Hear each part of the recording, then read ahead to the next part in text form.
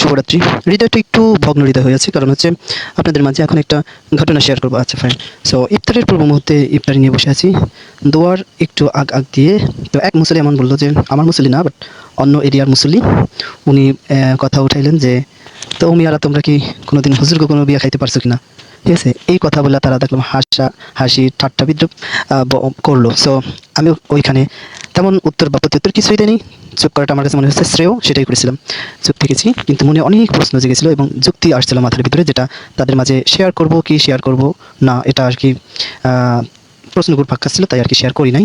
এই জন্য শেয়ার করতেছি আমি আমার প্রিয় ফেসবুক ইউজার ভাই বোনদের মাঝে। আচ্ছা, তাদের প্রথম কথা হচ্ছে, হুজুর গো বিয়া আপনারা খাইছেন কিনা। প্রথমে আমি এটা ক্লিয়ার করে নিতে চাচ্ছি, আমি এখনও বিয়ে শাদী করিনি, কিন্তু করার কী বলে ইচ্ছা আছে ইনশাল্লাহ। আর সেটা খুব আর্লি করলেই বেটার হবে ইনশাল্লাহ। মহান রবের সহযোগিতা চাচ্ছি। ফাইন। তো তাদের কথার জবাব হচ্ছে এমন আমি দেবো, সেটা হচ্ছে, ভাই আচ্ছা, একটা বিয়েতে অনুষ্ঠান করতে হয় যদি সমাজে খাওয়াইতে হয়, আর সমাজের, আর আচ্ছা আপনারা বলেন যে, যে কেউ এমন কোন ব্যক্তি যে নিজের বিয়েতে অনুষ্ঠান করতে না চায়?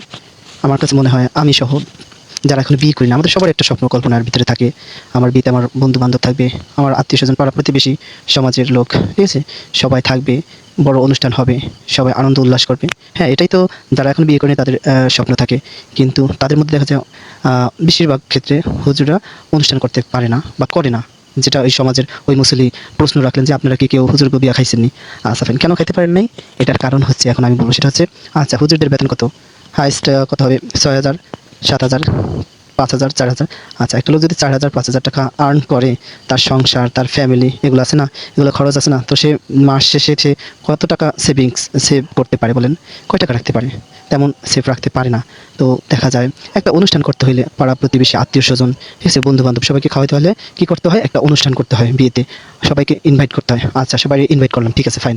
কিন্তু ইনভাইট করার পর তো লোকগুলোকে খাওয়াইতে হবে। খাওয়াইতে হলে কী করতে হবে? গরু কিনতে হবে, তারপরে খাবারের যে সমস্ত আনুষঙ্গিক আছে সবগুলো ক্রয় করতে হবে। আর ক্রয় করতে হলে তো আমাদের খাতার লেখা সাদা কাগজ দিয়ে ক্রয় করা যাবে না। যাবে কি? যাবে না। তাহলে কি দিয়ে ক্রয় করতে হবে? নিশ্চয়ই এখানে উত্তর হচ্ছে টাকা দিয়া, মানি, টাকা দিয়ে ক্রয় করতে হবে। তো আপনি হুজুরকে যেই বেতন দেন, আমাদের সমাজে যে বেতনটা আসে, ঠিক আছে, ওই 4,000, 5,000, 6,000 টাকা দিয়া হুজুর কীভাবে বলেন একটা বিয়েতে অনুষ্ঠান করতে পারে?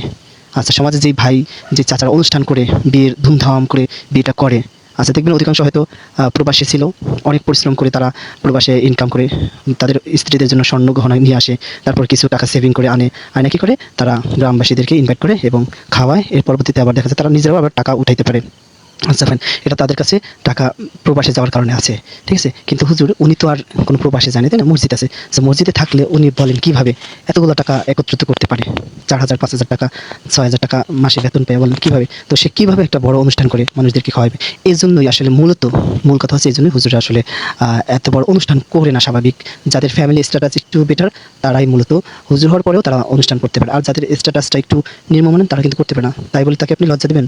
তাই বলে তাকে আপনি হুজুরদের নিয়ে ঠাট্টা বিদ্রুপ করবেন? কেউ অধিকার দিয়েছে বলেন? অধিকার তো দেয় না কেউ। সো আমি মনে করি, হুজুরদেরকে এই প্রশ্ন করার আগে, হুজুরা কেন বিয়েতে অনুষ্ঠান করে না, বা হুজুরা কেন মানুষদেরকে খাওয়ায় না, এই প্রশ্ন করার আগে হুজুরদের একটা ভালো মানের কি বলে মাসিক যেই হাদিয়া, ওটাকে ভালো মানের রাখতে হবে, ঠিক আছে। আপনি যদি তাকে ভালো মানের একটা হাদিয়া দেন, তাহলে দেখবেন সেও, তার কাছে যখন টাকা হবে, তারও একটা অনুষ্ঠান করার কি বলে ইচ্ছা জাগবে এবং সেও অনুষ্ঠান করতে পারবে। আচ্ছা ভাই বন্ধুগণ, টাকা না থাকলে কী দিয়ে অনুষ্ঠান করবে? কি দিয়ে মানে ক্রয় করবে বলেন? এই জন্য কী লাগবে? হুজুরদের ভালো মানের একটা বেতন দেওয়ার দরকার। কিন্তু দেখেন কোন মসজিদে সেই ভালো মানের বেতন আছে? গ্রামগঞ্জে সেটা নাই। যদিও শহর অঞ্চলে ভালো মানের বেতনের ব্যবস্থা আছে, কিন্তু গ্রামগঞ্জে হুজুরাই অনেকে বলে, ভাই এর থেকে বেতন নিব, কীভাবে নেবো বলেন? এর অবস্থা তো চোখের সামনে দেখি, দিন আনে, খাইতে পারে না, কি বলে কিস্তি আনে, অনেক অসহায় অবস্থায় আছে। তো এই গ্রামগঞ্জে তো হুজুরদের বেতন খুবই নিম্নমানের, যার ফলশ্রুতিতে তারা আসলে বিয়েতে বড় অনুষ্ঠান করা, এটা তাদের পক্ষে পসিবল হয় না। অনুষ্ঠান তো দূরের কথা, নিজের স্ত্রীকে ভালো মানের গহনা দিবে বা গহনা ক্রয় করে দিবে, সেটাও তো দিতে পারতেছে না। দেখুন এখন গহনার দামই তো হয়ে গেছে 2,60,000 উপরে। তাহলে এখন তো বিয়ে করাটাও বোধহয় দায় হয়ে যাচ্ছে। এই জন্য যেটা বলবো, যে যারাই হুজুরদের হাদিয়া দেন, একটু মানে কি বলবো, ভালো মানের হাদিয়াটাই দেওয়ার চেষ্টা করতে হবে, যেমন যেন আপনাদের সামাজিকতা রক্ষা করতে পারে। বিয়েতে তাদের অনুষ্ঠান, তারপরে তাদের সামাজিকভাবে যেই অনুষ্ঠানগুলো করা হয়, সেই অনুষ্ঠানগুলো যেন হুজুরা করতে পারে।